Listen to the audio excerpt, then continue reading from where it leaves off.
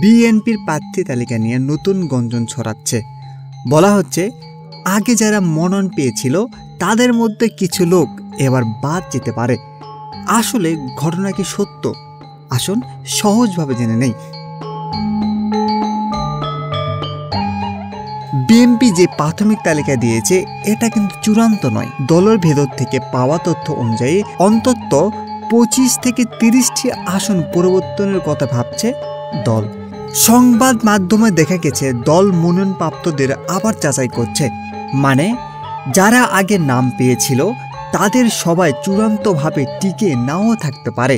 কারণ হিসেবে বলা হচ্ছে কিছু প্রার্থী মাঠে ভালো কাজ করছে না, তৃণমূল অভিযোগ করছে, দল নতুন মুখ যুক্ত করতে চায়, আর কিছু আসনে জোটের চাপও আছে। এইসব মিলিয়ে বিএনপি তাদের তালিকা পূর্ণ মূল্যায়ন করছে।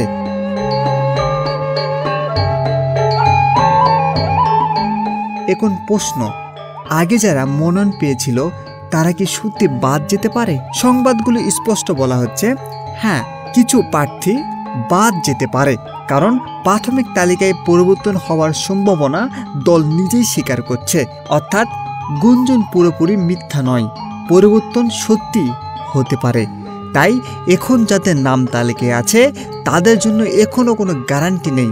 চূড়ান্ত তালিকা প্রকাশ হওয়ার আগ পর্যন্ত সবকিছু পরিবর্তন হতে পারে। দেখা যাক শেষ পর্যন্ত কারা থাকে আর কারা বাদ পড়ে। আপনি কি মনে করেন, এটা দল গোছানোর সিদ্ধান্ত নাকি অভ্যন্তরীণ চাপের ফল? কমেন্টে জানান আপনার মতামত। ভিডিওটি ভালো লাগলে লাইক শেয়ার করতে ভুলবেন না, অবশ্যই সাবস্ক্রাইব করুন।